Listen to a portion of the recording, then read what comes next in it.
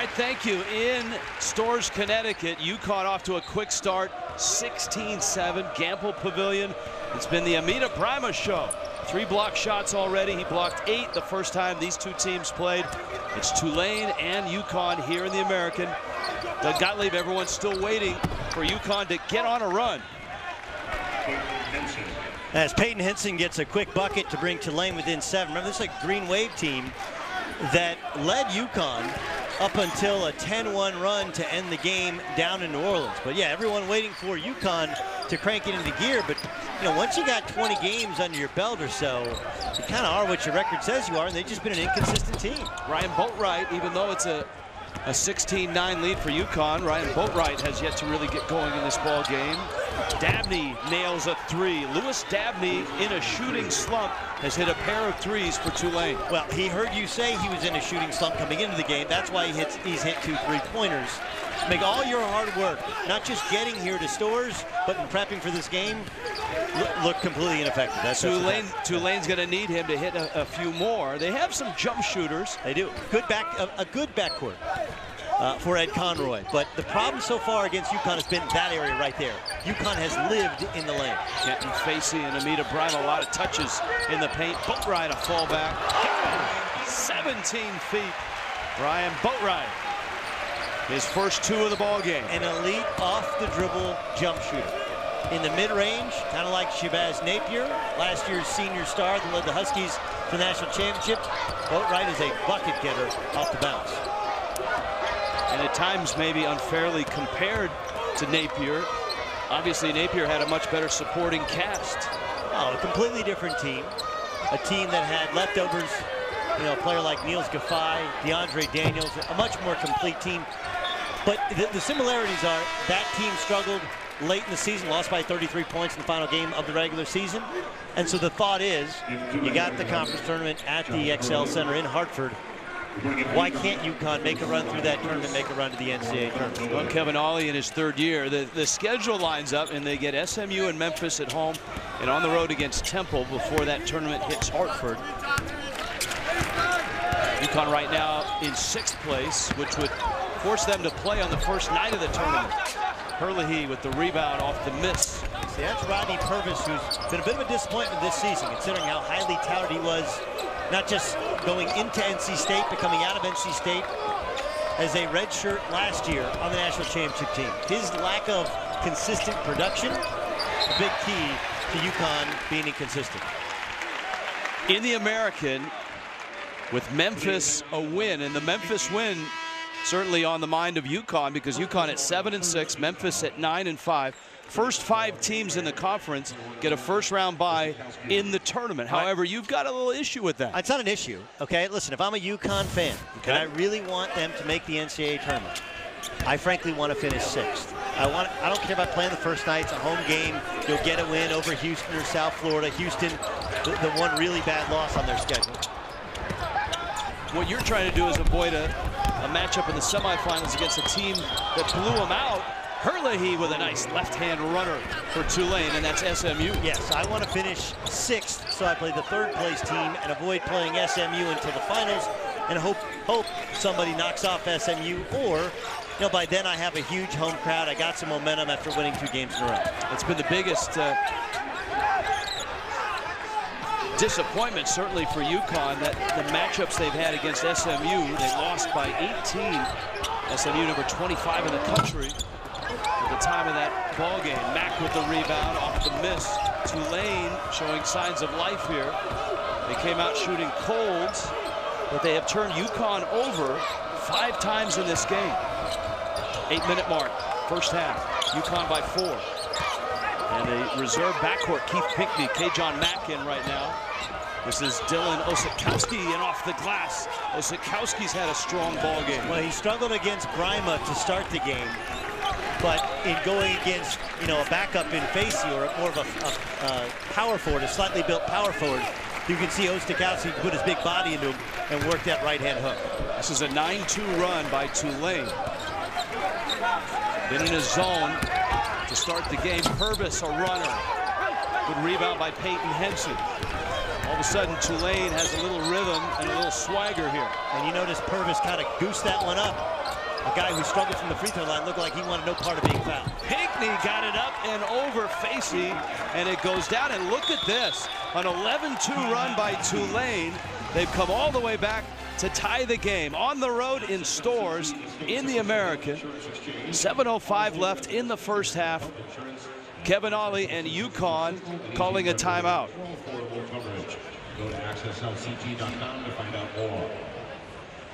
Who's driven to succeed? Well, it's brought to you by Continental Tires. Today's leaders, you see Lewis Dabney and Amita Brima. Well, Amita Brima's been out of the game during this run. That's really the big difference. Tulane could do nothing with that sort of size and athleticism at either end of the floor. And since he's been out just catching a quick break, Brima has, the lack of Brima has allowed Tulane to get back in this game. This first play of the game, kind of a bizarre catch. He tried to pass it, got it back, but that got his confidence going. Then he catches an alley-oop, made a couple free throws, but there's where Amita Brima is at his best. At the defensive end, he eliminates so many mistakes for the Huskies and starts their transition offense, which is frankly where they're at their best. He eliminated 8 shots when Tulane and UConn met earlier this month, actually, February 7th. UConn a 62-53 win. That was in New Orleans. Boatwright went for 18. Brima swatted 8 away. Back into the ball game for UConn is Daniel Hamilton. Now Hamilton's playing essentially the power forward. Remember, he's a slasher. He's a 1-2-3, and this is their best offensive lineup when he's the power forward. Corner 3, Calhoun. Omar Calhoun, the junior out of Brooklyn, a spot-up shooter. And UConn back on top by 3. That was caused, I believe, by Hamilton in the middle of that zone, and respect that he has from the Tulane defense. They sag in, and Calhoun made him pay. Jay Hook got the entry in. And athletic move by Trey Dry to get the ball back off the miss. Osakowski. There's the double, and he's in trouble. No walk. Yeah, I thought he switched pivot feet. And the 3 from Herlihy is off. Hamilton leads the break. Boatwright. And a timeout on the floor. UConn, big lead early. Tulane back in it.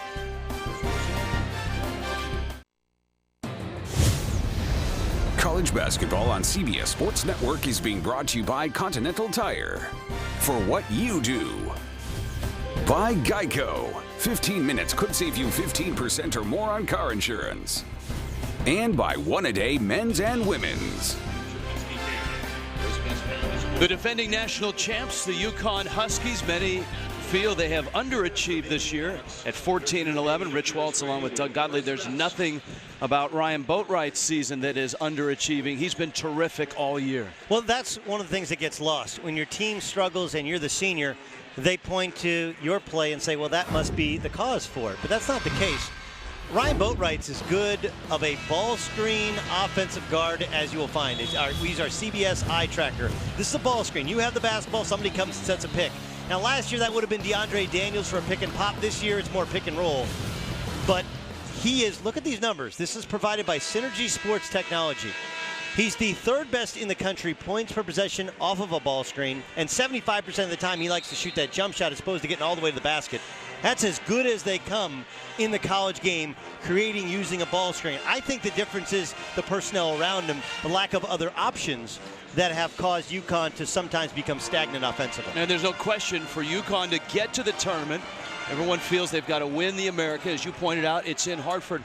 Boatwright needs help. I mean, he needs Daniel Hamilton to play like he did in Memphis when he went off for 25. He needs Brima to do what he's done here. Dry tips it loose. And numbers for Temple. Dry attacks the rim and Hamilton and draws the foul. Now here Trey Dry makes the play and then just drives in and draws the foul on Daniel Hamilton. They do need to win out.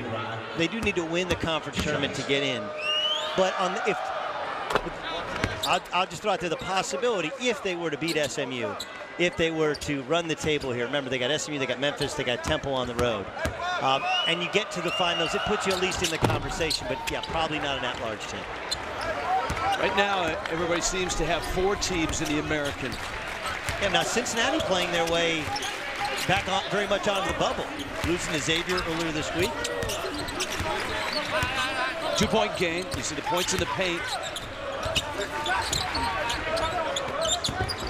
Purvis off the screen, and he hits a jumper. The transfer from North Carolina State, Rodney Purvis. Well, that's big if he can hit jump shots. If he can regain his confidence.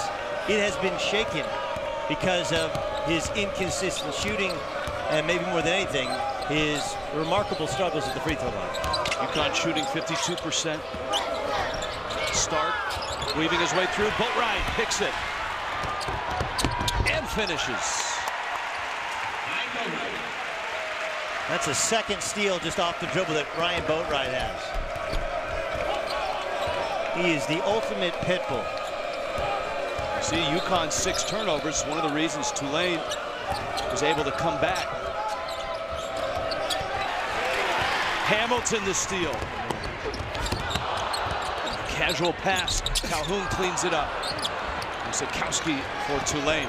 But this is these runouts, these turnovers. That's what led to Tulane losing the lead late at home against these Huskies. Jay Hook, a 3. He had 18 points in the win at Cincinnati. And Kevin Ollie, who was energized the first 10 minutes, angry right now with 4:20 left. He's angry because the Sky Report is Jay Hook is an elite open 3-point shooter. Don't give him an open look. It's kind of all he does. And he ran down, got into position, and no one was anywhere near him. Tulane 4 of 9 from distance. Hamilton with contact. And Tulane down 3 with the basketball. Drive. Got into the lane, and he's fouled. Philip Nolan with the reach.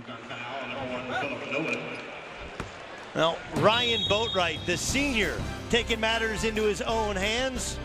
UConn needs to get their ship right, but the boat is always right. Tulane knocking down trays, hanging tight here at Gamble.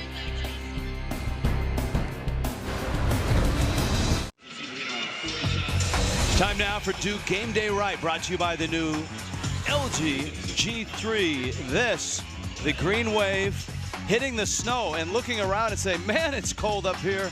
First time seeing snow this season. It's 77 in New Orleans. It's actually warmed up here in Connecticut. It's up in the upper 30s. It's a beautiful balmy day for shoveling, Rich. If you'd like to come to the house afterwards, we have some work for you. It is. It's in the 40s, 50s maybe. A little sloshy outside. Ed Conroy.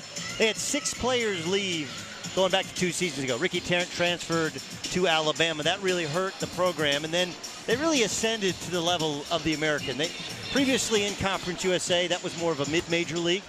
This has kind of mixture of mid and high majors. And considering that Tulane hadn't really recovered from Katrina, really, as an athletic department, especially as a basketball program, Conroy loses 6 transfers and has had to kind of put together this roster, and they've been one of the bright surprises of the American so far this season. They were picked to finish last. Right now they're at 5 and 8, and 4 of those wins have been on the road, impressively at Cincinnati, at Memphis, at East Carolina, at Houston, and they would love to add at UConn to that list.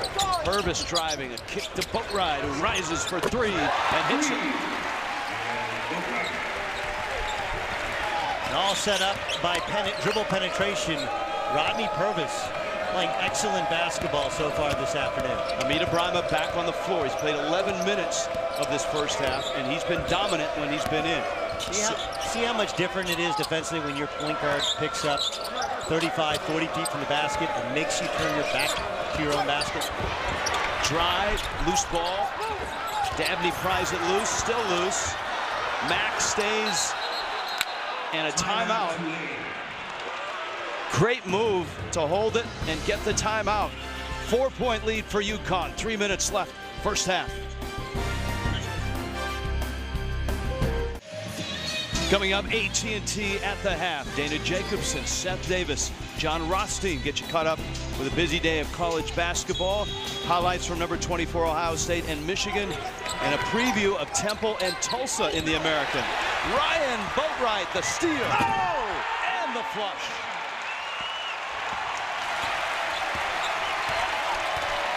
Great play from Boatwright. I'm excited to see what insight both Seth Davis and John Rothstein have on the dismissal of Chris Jones from the Louisville team, which just came down about a half hour ago. Dabney with a 3. That's how Tulane has stayed in this game. 5 3-pointers. And they draw themselves back within 3. Ryan Boatwright did not score in the first 7 minutes of this game. And now he's got 9 points for UConn. He's just more aggressive. He's taking the ball from Tulane and turning the ball over on a sideline inbounds pass out of a timeout is awful basketball. But it wasn't the play design. It was just not coming to the ball by Dabney, being soft. 3 steals now for Boatwright. This is Hamilton coming off a 25-point game on the road at Memphis. Short on the jumper. And the rebound to Jay Hook. Tulane losing to Central Florida. And one thing that should be noted with UConn's in-conference record. Remember, they don't get Central Florida twice. They don't get Houston twice. An 11-team league, which you don't play everybody twice. Those are 2 games that normally you would guess you would win. Houston at home and Central Florida on the road. Drive. And it's a walk and a turnover. Now, this is what I was talking about being soft. Ryan Boatwright just comes from behind, and Dabney stops coming to the basketball. And Boatwright, that runs about, I don't know, 5'8". That's not a trampoline. That's just the old hardwood of Gamble Pavilion. He's got some springs in those legs. UConn coming off the loss at Memphis, a 3-point loss. Kevin Ollie's team had maybe their best win of the year. A 25-point blowout against a very good Tulsa team. Then dropped a tough one on the road to SMU, and then were knocked around at Memphis. Boatwright rifles it to Hamilton. Oh, Brima on the lob. What a pass from Daniel Hamilton. Probably should have shot the jump shot as Boatwright set him up, but got in the lane, and UConn has really been in control on offense when Brima's been in the game. Keith Pinckney back in, along with Jonathan Stark in the backcourt. Brima in the middle again.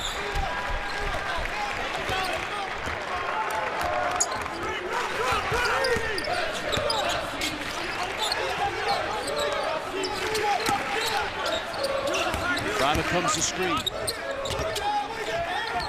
Boatwright. UConn a 5-point lead, under a minute left, first half.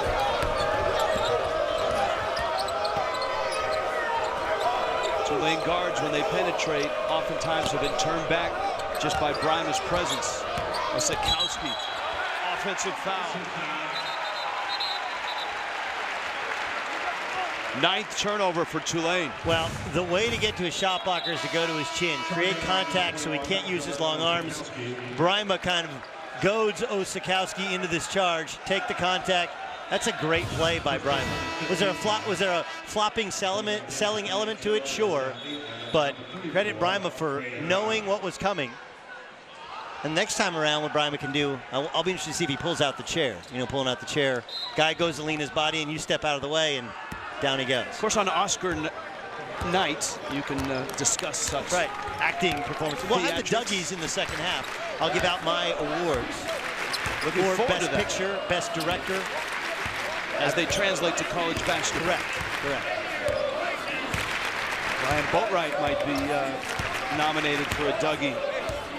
Remember, you have 4 shooters around. They're going to use Daniel Hamilton to set this screen. Boatwright goes it on his own, and he hits a fall away from 10. Final seconds, first half. Got to get it up. Stark does.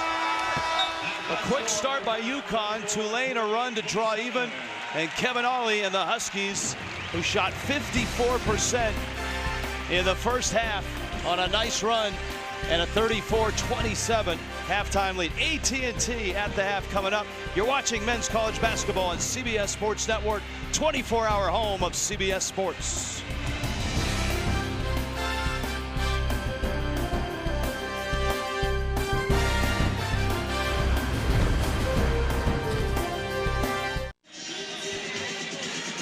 At the half, in stores, UConn, a 34-27 lead in the American. Rich Waltz along with Doug Gottlieb. We talked about Ryan Boatwright. he really wasn't a factor first 7 minutes of this ball game. Amina Brima was. Brima goes out, Boatwright took over. He took over at both ends, though. That was the impressive part. It wasn't like he just started looking for his shot, hunting his shot. It started the defensive end, and that led him into transition, getting some easy buckets, and then he did the usual Ryan Boatwright thing, which is hit pull-up jump shots. Here, Boatwright, part of 5 steals he combined with Daniel Hamilton. Then he gets a shot off of penetration. Now he's in a rhythm, gets another steal. UConn really played well in transition, led by Ryan Boatwright. Now, for Tulane, a team that only makes about 6.5 threes a game, has 5 already in the first half, many of them easy open looks. And that's really what upset Kevin Ollie, that his team played very good defense when they got out into transition, good defense at times, but there were other times that they let their guard down and allowed what I think he feels like an inferior Tulane team to hang around because of the three-point shots. Geico difference maker, Lewis Dabney, was doing most of the damage from distance. And there's, of course, Ryan Boatwright, the 3 steals, got the team going in transition, showing tremendous leadership. And you mentioned he didn't score early, but that's what so many good seniors do. They let everybody else feed the sugar early, feed the sugar, get everybody, got Brima going, and then he sensed, okay, now I need to score. Where's your sugar here on the first half stats? Well, you look at these 18 points in the paint. That was big for UConn. The first 7 or so minutes, while we were watching the game, and the viewer, of course, was watching Memphis win in overtime against Central Florida, UConn did a really good job of getting the ball inside against both man and zone. From Tulane, I think they need to go back to that early in the second half. Tulane, the first possession. Dabney off the dribble, misses a 3 there. And it's tipped, and it stays with the Green Wave. Tulane at 5-8 in the American. They have dropped 6 of their last 7, though. Try got poked in the eye. Let's see here. Now, you can't go back and review unless it's under 2 minutes to go.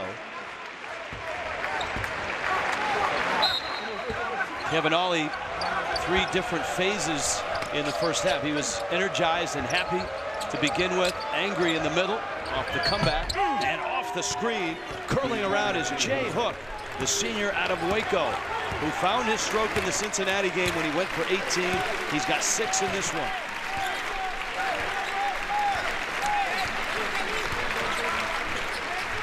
Hamilton feeds Nolan, who got the start. Brima trying to post up.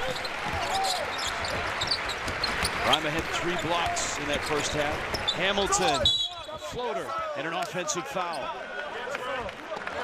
The freshman out of Los Angeles, loaded with talent. Big game against Memphis, 25-13.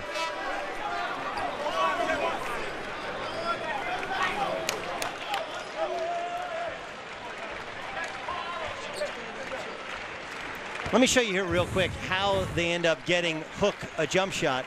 As the ball comes inbounds, Hook is going to set a little curl screen for the inbounder. After he sets that screen, because his man has to help, there's a little curl screen.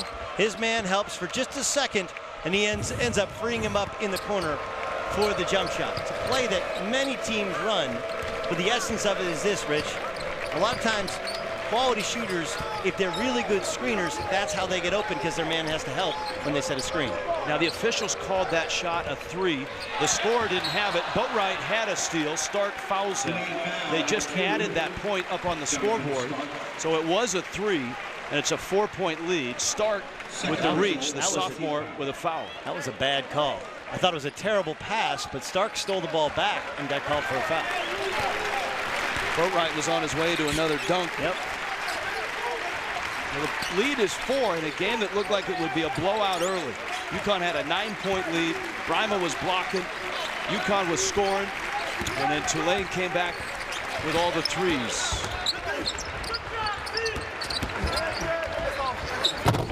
And that's where Hamilton has done his damage. A whistle as the ball went through the rim.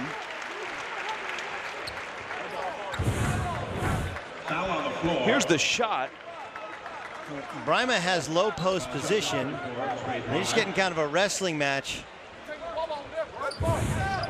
And Trey Drive, of course, is very small by comparison. 6'6", 225. Listed at 6'6", but he's probably more in the 6'4.5" variety. Brima 7 feet, 230. Every bit of 7 feet, and he just kind of front screened him and grabbed him. Purvis a runner. So UConn gets a bucket on that possession and a 6-point lead. Jonathan Stark to the baseline, and Dry goes down hard, and it's a trip. Dry just drives in, and a Charlie horse. That one's going to hurt. Ooh. And it's Brima's foul. It's his first. Well, you mentioned Kevin Ollie being up and down emotionally in the first half. He sat Amida Brima for a good amount of time in that first half, and that really was what triggered the run for Tulane. Hook. Stark. Missed the three. Osakowski kept it alive. UConn with the ball. John Rothstein at halftime mentioned Daniel Hamilton playing the four, playing the power forward. So what UConn has gone back to, though, is their more traditional lineup to start today's game. And we'll see how Daniel Hamilton plays in the second half. That's a great play by Lewis Dabney, who knocked it loose from Hamilton and then out-hustled him to get the ball and draw the foul. And it's the third personal on Daniel Hamilton. This is a big call. Yeah, Hamilton just tries to go to a spin, leads with that left arm. What a tough play from Dabney, a kid who grew up playing on the west bank of the Mississippi River. Won 3 state championships in high school, very competitive player. And you heard Seth Davis and John Rothstein talking about Hamilton and AT&T at the half. He's on the bench now, and Tulane with the ball, down 6. Osakowski, another three. The big man, a freshman out of San Juan Capistrano. He's got 9 in the ball game. The Jay Serra product. His brother plays at Columbia, but a stretch 5 who can hit that shot as his confidence grows as a freshman. Thus the stretch. 7 of 14 are Tulane from beyond the arc. But right. Brima screen. Purvis penetrates. Missed the shot. And it stays with UConn.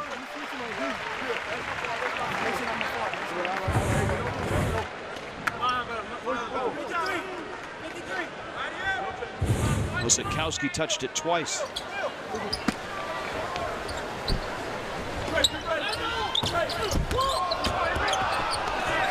Boatwright bumped hard. Brima goes to work. Stark with the foul. And Stark can complain all he wants, but why are you fouling? Why are you swiping down?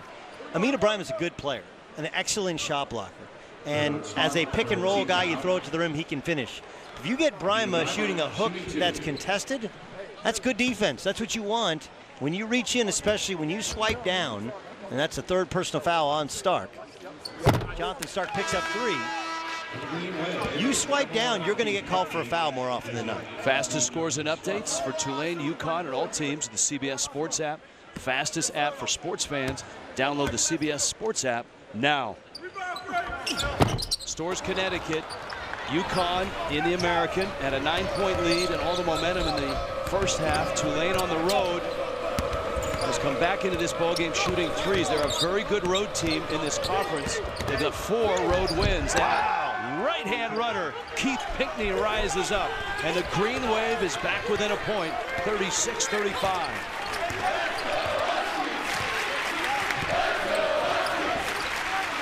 Crowd a bit restless right now here.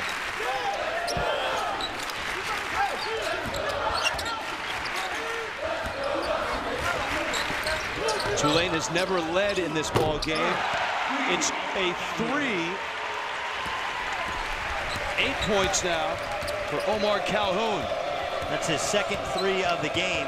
Calhoun had a great reputation as a shooter, but has had an up and down career, giving them a spark off the bench. That may be a shot that once there's a whistle, they may look at that again. It was ruled a 3. He was near the line. Dabney. Brima.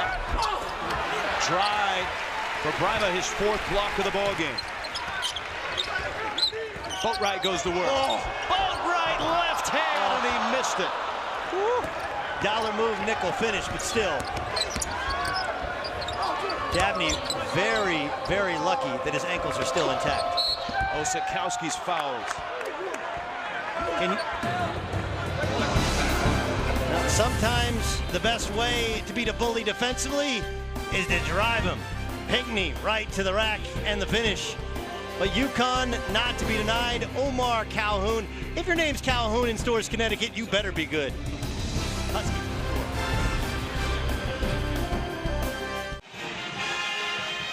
It's a 4-point UConn lead right now, 39-35. Let's take a look at the Reese's perfect play of the day. Sometimes, Rich Waltz, people try and run offense against pressure defense, but sometimes you cannot. And here, Keith Pinckney, he sees the overplay from Ryan Boatwright, so he says, I'm not going to run my offense. I'm going to drive the basketball. And as Amita Brima, who's an elite shot blocker, comes over, he jumps kind of diagonally, uses the rim, and extends so Brima cannot block the shot. That is the perfect play, the perfect drive, the perfect way to beat the UConn pressure defense.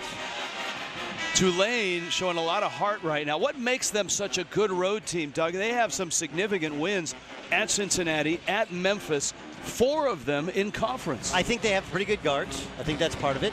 I think there's not a ton of home court advantage right now playing at home in NOLA. And I frankly think that there are teams that take them lightly. And if you don't respect your opponent, Ed Conroy's team, he's trying to build something special in New Orleans. You don't respect them in the way they play. You got 3 guards that can score. You got a big guy in Osikowski who can post up and also hit jump shots. They shorten the game by playing a little bit slower. I think there's several factors that allow them to be successful on the road. Josh Herlihy is in for Tulane and a turnover. Calhoun got a hand on it, and Calhoun down the lane.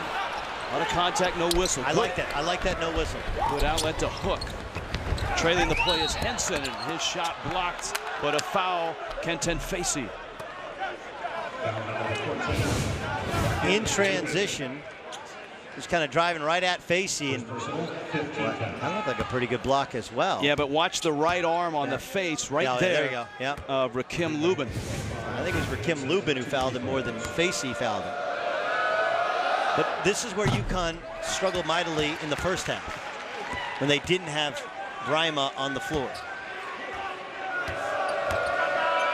Brima in the ball game. 8 points, 4 blocks, 4 rebounds. Ryan Boatwright has 11 to lead UConn. Tulane has a pair of 9s. And you may be sitting at home saying, wait, I heard John Rothstein and Seth Davis talk about the small lineup for UConn. Why aren't they using it? Purvis, a corner 3. And the reason is, yes, Daniel Hamilton had a big game against Memphis. They lost the game. No, they lost the game on the road. Henson misses the 3, saved it, bounced it off of Boatwright. Tulane hangs on to the ball. Very smart play from Henson. Well, now they lose the game, but you know, the discussion from this coaching staff and Kevin Ollie was, look, no matter how many points we score with a 4-guard lineup, if we can't stop anybody, we can't rebound, it doesn't matter. And of course, Memphis played box and 1 and triangle and 2, and that's why Ryan Boatwright didn't have many looks and only had single digits in points. UConn was blown out by SMU the previous game. That was after their nice win against Tulsa. Ball on the floor, good hustle, Calhoun, Boatwright a 3. Missed it badly. And fouls. He reached in and got Henson. You know, UConn right now has a couple guys in foul trouble. Philip Nolan, Daniel Hamilton. Both have 3 personals. For Boatwright, that's his first personal. And for Kevin Ollie, I think he's as perplexed as many UConn fans are, that waiting for that run to happen. I don't think he's as perplexed as UConn fans. I think they're a little bit surprised that Rodney Purvis hasn't come along like they thought. Hamilton's only a freshman. And remember, It's not so much the loss. I thought Dabney was on a cold streak coming in, Rich. Louis Dabney had hit just 6 of 35 shots, 2 of 16 from distance, and in this one he's 4 of 6 from beyond the arc. He's got a dozen I wouldn't points. think he likes the friendly confines of Gampel Pavilion. Losing DeAndre Daniels hurt this team. They did not expect to lose him. Drafted 49th, I believe, overall, now playing in Australia. That surprised them. Otherwise, you have a big-time small forward slash power forward that completely changed the dynamic of this team. And some help for the man with the ball, Ryan Boatright. Herbert's shot clock running down. And a rebounding foul, and that's going against UConn. You mentioned Louis Dabney, who came in really struggling and made just 6 of his last 31 threes heading into the day. So he lines it up, knocks down his first one. Okay, now in transition, his confidence grows. Then off a kick out, Dabney, a step-in three-point shot, usually the highest percentage. And now he looks at Ryan Boatright, and the one flaw to Ryan Boatright, there's nothing he can do about it, he's small. And for Dabney, a bigger guard can just step up and shoot over him. All right, there's some things to like here if you're a Tulane fan. Number one, it's a Green Wave team that again is playing quite well on the road as well. UConn has 17 fouls, and there's 12.5 minutes left in this ball game. Lisakowski hits 1 of 2. And a steal. Dabney's fouled, and he gets free throws. How about that? This is a good way to get taken out of the game if you're Kenton Facey. Just bring the ball down. They always tell big guys, get it up.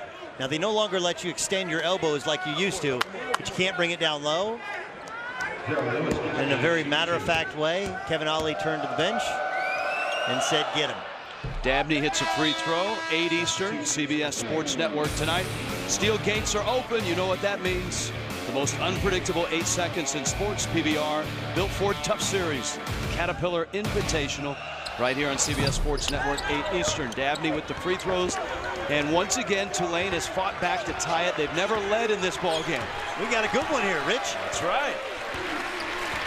Tulane, one of the best road teams in this conference. UConn kind of an enigmatic team, and Purvis draws contact. I think it was Dabney who was involved for Tulane. Purvis is going to be interesting as we get down to the meat of the game, shooting just 37% from the free throw line in conference play. Does he have the confidence to drive when they're in the bonus? And a hold there. The team foul disparity was rather great, but 2 quick whistles. And Tulane now with 5 team fouls. It is hard to guard this guy if you can't put a hand on him.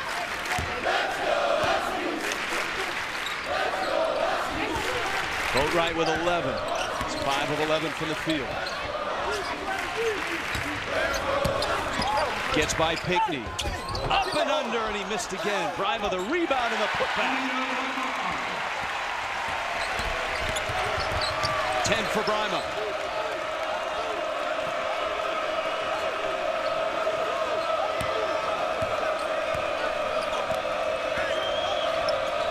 Herlihy missed the shot. Dabney again under the bucket.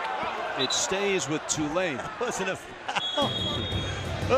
Amita Brima has been eaten on the glass. A beautiful move and a miss. Doesn't matter. Huskies get it back, put it in, up 2. Be sure to catch the new movie Focus from Warner Brothers Pictures in theaters February 27th. Neil Patrick Harris hosts the Oscars tonight. He got his start as Doogie Howser. We don't have Doogie, we have Dougie. Doug Gottlieb with his basketball version of the Oscars. That's right. Best picture, that would be best game played so far. Let's open the envelope. Carolina, nice. Duke. Very Carolina nice. up 10 with 2 minutes to go, and Duke finds a way to do what they do. They came from behind and got a win. Best director, that's the coach of the year. You have the envelope there? Envelope, let me, hold on.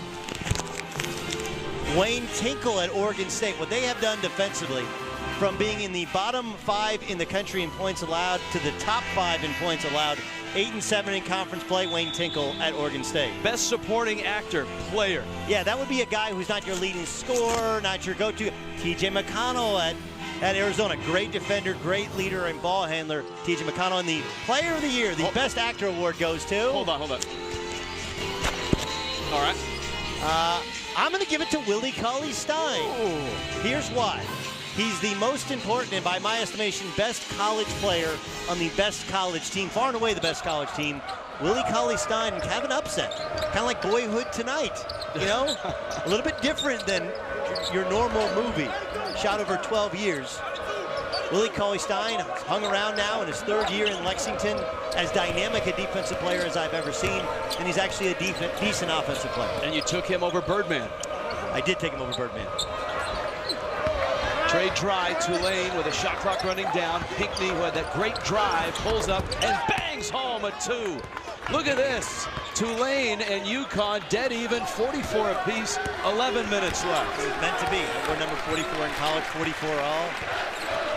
You used a Sherpa to get here through a snowstorm last night. Just meant to be, Rich. It's like the synergy stats that you had earlier in the ballgame. Let's see if UConn has an answer. Tulane has not led in the ballgame. Brima, and it's a block. I'm not sure that Dry got out of the circle. Well, he was moving forward anyway. He didn't really moving forward. But it's one of those, when we show it to you in slow motion, you would say, well, he might have had verticality, but Dry was trying to quickly move from underneath the basket to outside the circle that he was moving towards Brima. It's a pretty easy call. Brima very efficient, 8 points, 4 blocks, 5 rebounds, 4 of 4 from the field, 4 of 7 from the line. Well, such a dynamic weapon, and against the new age of ball screen offense, where everybody's coming off a ball screen, he's the kind of guy you can force and kind of funnel everything to. The reason he's not as effective against a Tulane-style offense is they have big men that can shoot. They're running some Princeton-style stuff that lifts him away from the basket where he can protect the rim. Tulane with an opportunity to take their first lead of the ball game on this possession. Down a point on the road against the defending national champs. Hook. Missed it badly. Herlihy rushes in for the offensive rebound. So now you're Tulane, run more offense. You get a free look, you get a free possession, that's fine. Make UConn lock in for another 20 or so seconds. That will hurt UConn's ability to score on offense because your legs are gone from playing defense. Mack over Brima, and he hammers it home.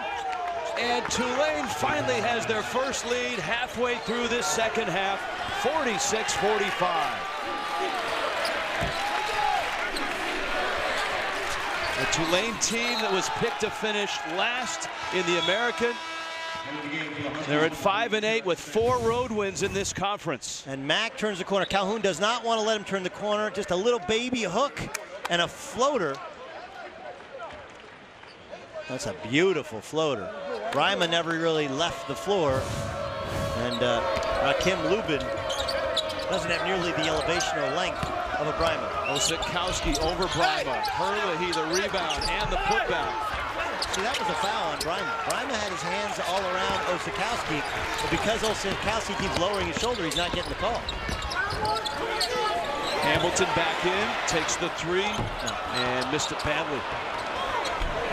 His brother has struggled at UCLA with his 3-point jump shot, something that Daniel needs to put a ton of time into this summer. Stark hits a jumper, and Tulane adds to their lead. 48-45, a 12-3 run for the Green Wave. And the natives are restless in Stores.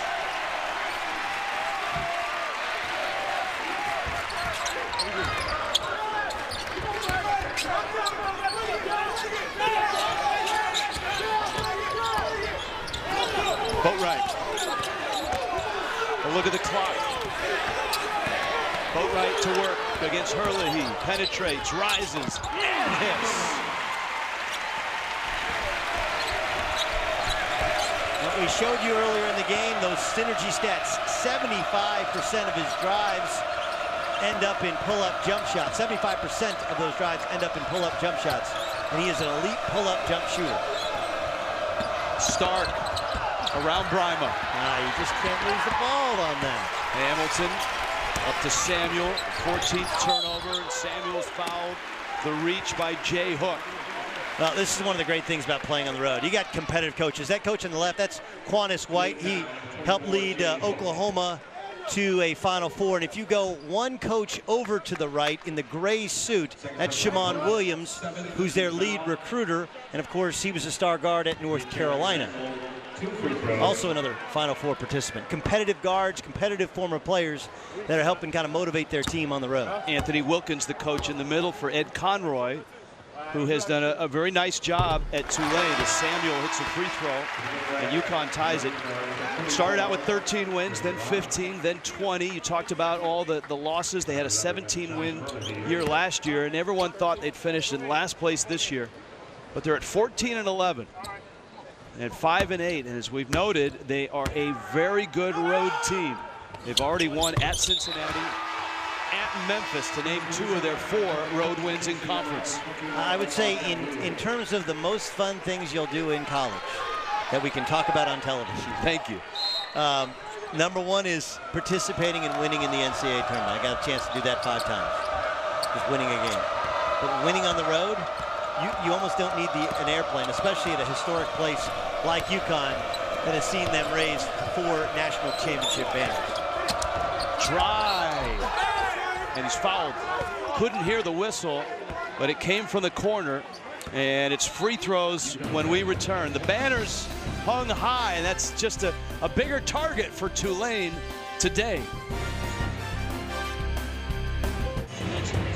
Road to the Final Four continues on CBS Sports Network. Will Cummings and Temple take on the Golden Hurricane of Tulsa.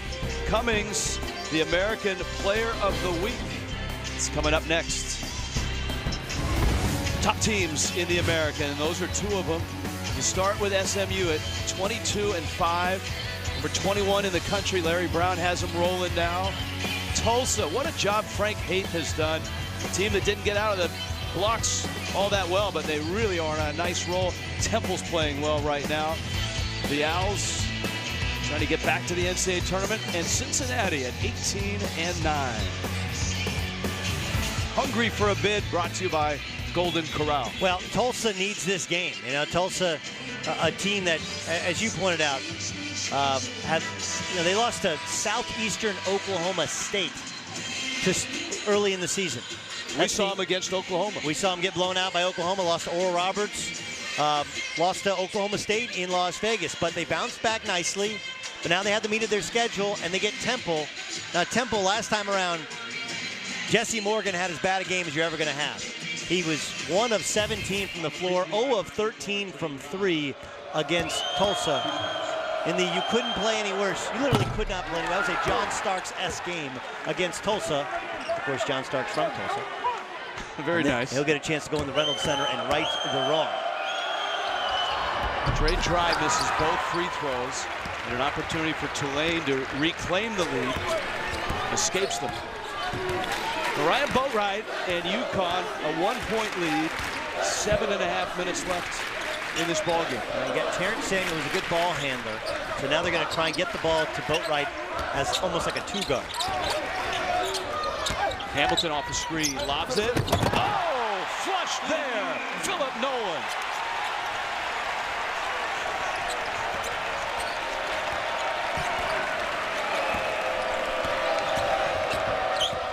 How about that?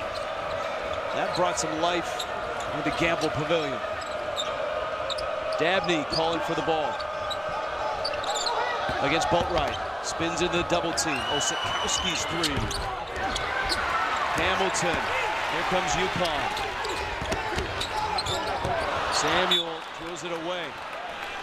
All right, so here's the play. A beautiful play set. This is called an Iverson screen. Allen Iverson used to run it, and they run it for Ryan Boatright, whose game remarkably like Allen Iverson. Now they come and set a ball screen, freeze it right there. From one screen into the other. Now Hamilton can curl in and set up a lob. A beautiful play set from a guy who spent a lot of time in the NBA. Is almost like a player coach in Kevin Ollie. You see the points in the paint, and that's the damage that Brima, Nolan, Facey have done in this ballgame. Drives in, and Dry goes to help. And Daniel Hamilton slashing to the basket. But the idea behind it is this. When Ryan Boatright comes off that ball screen, that's who you're paying attention to, right? So they use his man instead of hitting Brima on the roll. Brima then screens again for Daniel Hamilton, and his man is nowhere to help on Hamilton, and that frees Hamilton up to get into the lane, where he's a very effective player. That's as good a play set as you're going to find in college basketball. 16 points for Lewis Dabney. There's your foul trouble with Facey, Nolan, and now Hamilton's got 3. And those free throws bring Tulane within a point.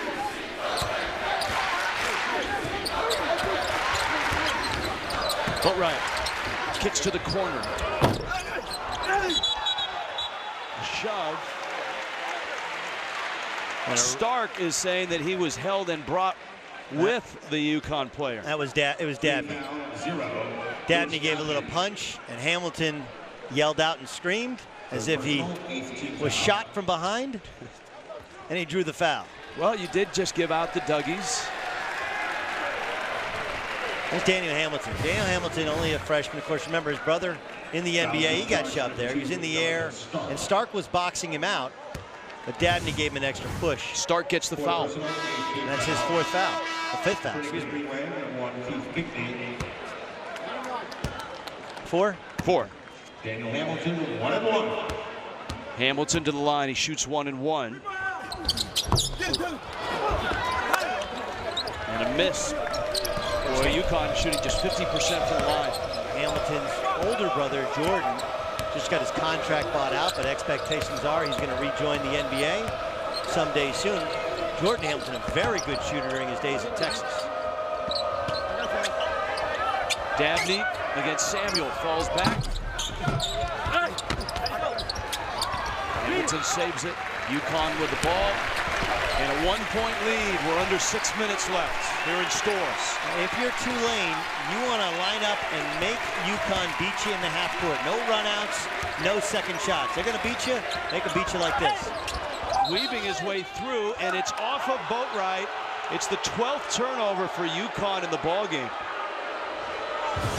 Boatright didn't like the call. Beautiful crossover. That's a good call. Couldn't tell whether you usually get that. It usually comes off of your chest or knee, even if you didn't know it. Boatright didn't argue the call. It didn't appear to be a foul. Hook. All of a sudden, Tulane has grown cold. Still a 1-point UConn lead. But at least they got a look and didn't turn the basketball over. You want to contain 11. You want to challenge all jump shots from 21 and then make everybody else into a long jump shooter. Samuel and Hamilton. Lob Brima there for the dunk from Hamilton. Tulane calls a timeout.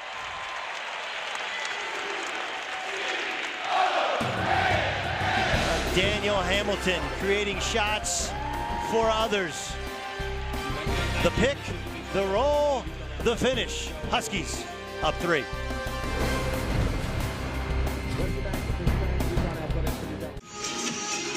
Time now for the icy hot injury report. UConn playing without Sam Cassell Jr. An MRI scheduled this week to see if he can return this year. Stress fracture, right tibia. And he's watching his UConn Huskies struggle with Tulane right now. It's just a 3-point lead for UConn. Here's how they're able to use Ryan Boatright off the basketball. Watch, you're in a no help off situation, but on the weak side of the floor, you don't just face guard your man, because now when there's a pick and roll, that's got to be your help. So even though your coach says, listen, Lewis Dabney, we want you to not help off of Ryan Boatright. That's a figurative term, not a literal term. Although I don't know if you're aware of this, Webster's dictionary actually changed the definition of the word literally, where it doesn't have to mean literally. I did not see that in the game notes. Now, when a coach says no help off, that means on the strong side, or where the basketball is, strong side of the floor. On the weak side, you got to help some. Tulane off the timeout with a possession.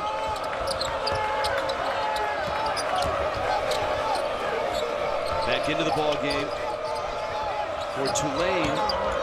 Post and Boatwright taking the mouse to the house. And it's Dabney over Boatwright. Missed it. Hamilton has the offside rebound. Hamilton 7 rebounds to lead UConn, who's got 6 points. Brima and Boatwright had 13 apiece for UConn, and it's Lewis Dabney with 16 to lead Tulane. I like the look for Dabney. She's got to make it. That's his second post-up shot. Both good, clean looks, but he's missed both of them. Hamilton had a real nice first half. Another lob. Brima, another bucket.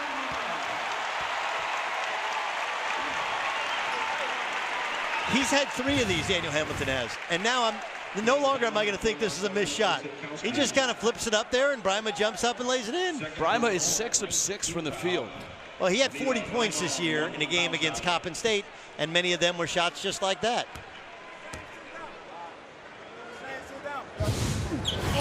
It ain't pretty, but it sure is effective. And it's actually soft once it gets up on the cylinder. Has had a lot of rolls in this ballgame. The lead is 5 now. Tulane held the lead for about a minute. Their only lead in the ballgame was Stokowski. Spin move, what big a man move. with some skills. That was beautiful. He's got a dozen. J. Sarah product from Orange County. And they never dig out of the snow. 3.5 minutes left. Tulane looking for an upset. UConn trying to get a win. Back into kind of a 3-2 matchup zone where they got to keep an eye on Ryan Boatwright. Boatwright. Oh. Off the top of the backboard, and it trickles in. And it's a 3. Boy, that's a crusher for Tulane. Man. Stark.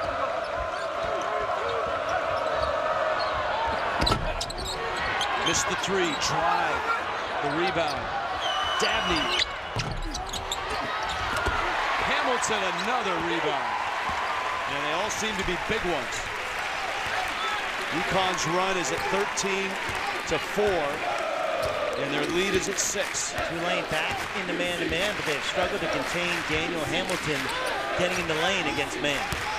Hamilton, of course, playing the 4, almost like a power forward now. It's one of the reasons you saw those rebounds. +5 is Tulane. One of the reasons they've hung in this game. Hamilton again! Brima brings down the house!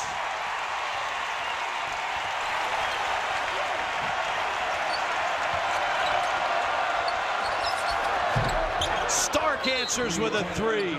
Wow! What a flurry here in Storrs. Amina Brima, 60-55.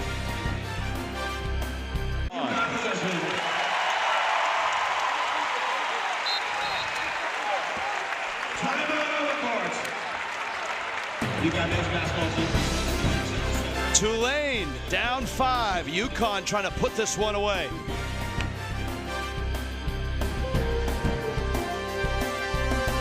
Check out the video more. Let's reveal today's bold fan of the game. Congratulations to our winner, who was bold.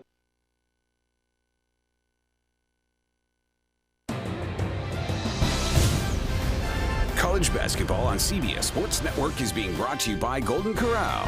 Bring in your family to Golden Corral and take home 6 free piping hot and delicious yeast rolls. Only at Golden Corral. And by the all-new LG G3.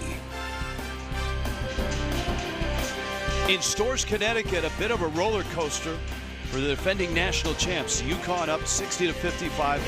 Minute and a half left. UConn has the possession. Rich Waltz along with Doug Gottlieb. Gutty effort so far from Tulane.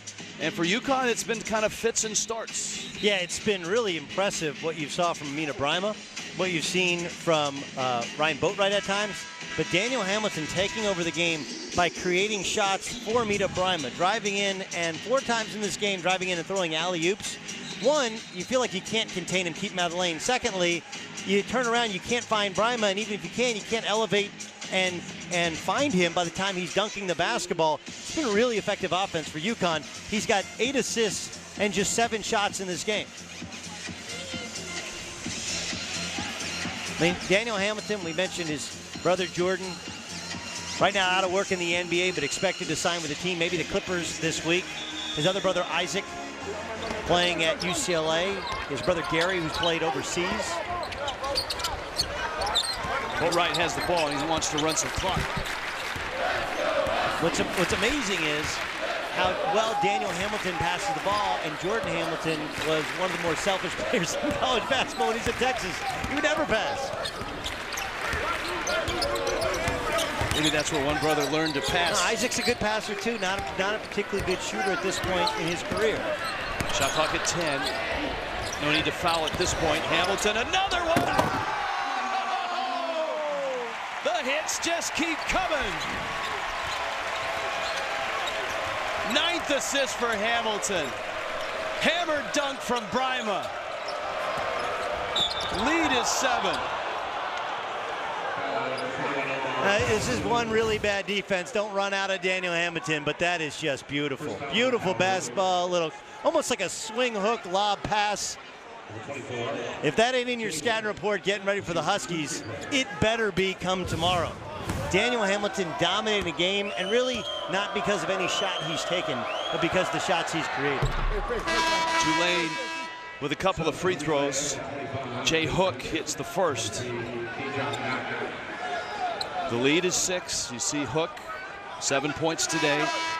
Tulane was down 9 early in the ballgame, and it looked like this would be a blowout. They roared back to tie it. UConn went on a run. Tulane brought them back. In fact, had the lead for about a minute, minute and a half. Down the stretch, it's been Hamilton to Brima, and it's been fun to watch. Full court pressure, a kick. 44 seconds left in this one.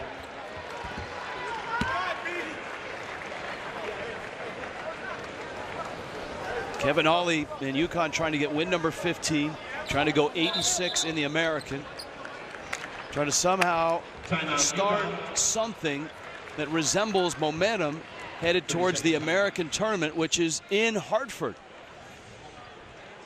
And the teams that will be arriving in Hartford, SMU trying to be the #1 seed. First 5 in the standings get a first-round bye in the conference tournament. And I continue to contend, Rich, that UConn has no problem if they're 6 and they avoid SMU. SMU is the one team to which you don't feel confident in, at this point in their ability to compete with anyone else in the conference. Temple's probably the second best team, but boy, Tulsa's got an opportunity, which of course that game follows ours down at the Reynolds Center in T-Town. Yeah, it's coming up. Temple and Tulsa. Remember, Carter Blackburn, Pete Gillen, and Jamie Erdahl will be there. And of course, Temple has this Tulane team at home next. Then they travel to Memphis. Then they get Cincinnati at home, finish up at SMU. So how these teams finish is going to be very interesting to see the conference tournament championship played at the XL Center. And UConn has got SMU on their home court, Memphis on their home court, and then finishes the year on the road in Philly against a good Temple team.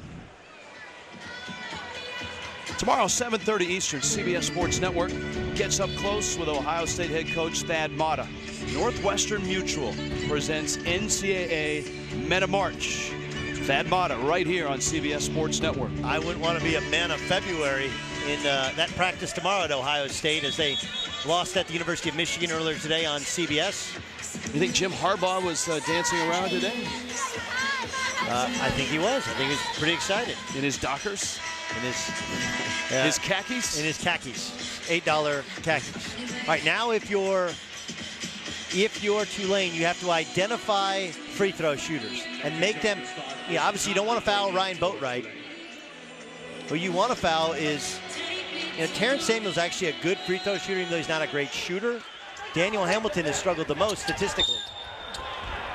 A foul. And Omar Calhoun is a 54% shooter. And what a great play from Pinckney. He made it appear like he was just denying the basketball, and what he was really doing was fouling Calhoun intentionally. It's a smart play. And Calhoun hasn't shot a lot of free throws, just 6 of 11 this year. Number 21, Omar Calhoun will shoot 2. Omar Calhoun, the junior out of Brooklyn. A 5-point lead. Now that's one of those where stats are a little bit deceiving. Only 11 free throws. He's a good shooter. He's a shooter. That's what he does. but you go by the stats, and I like the way that Pinckney made it look. And he was brought in simply to foul. That's why he's out of the game already.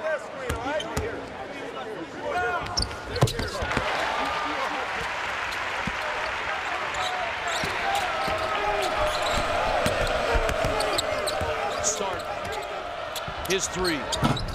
Rims out. Hamilton, and it is a UConn ball.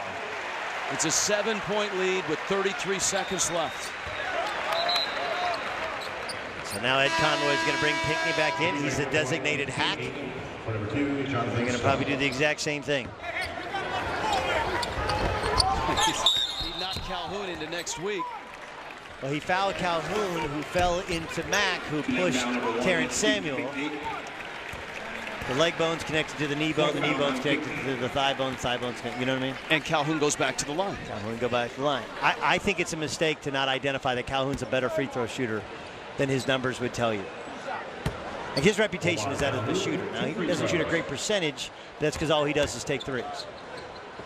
Well, he's hit all 3 of his free throws, and UConn trying to put the finishing touches.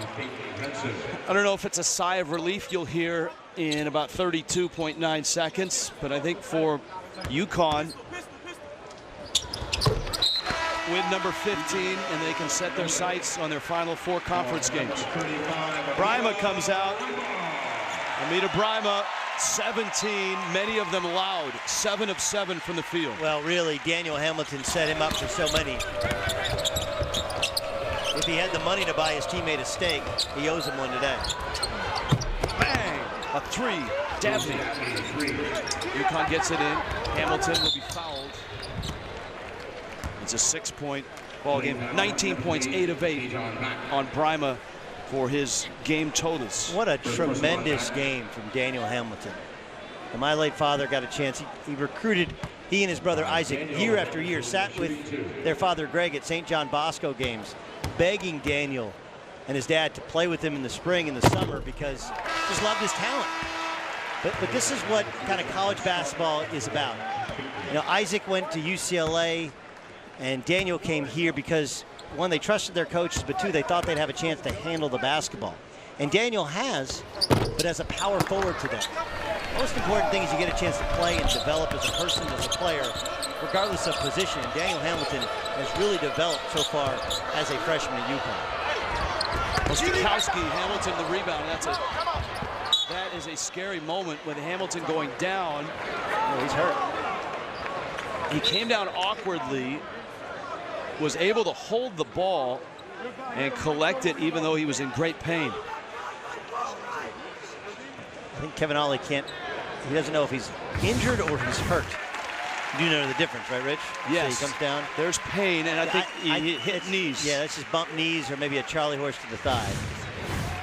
Hurt means you get up, you rub it off, you put some Robitussin on it. Or icy hot. Yeah, icy hot.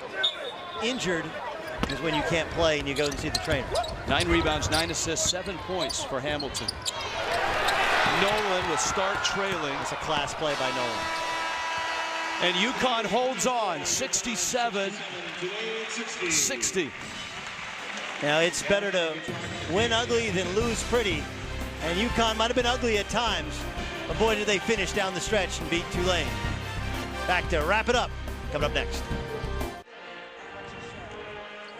UConn survives. Great effort on the road by the Green Wave of Tulane. And in the American now, the UConn Huskies with this 7-point win will move to 8-6, trying to keep pace with Cincinnati, Memphis, Temple, Tulsa, and SMU. And of course, UConn has SMU and Memphis on their home floor and Temple on the road remaining on their schedule.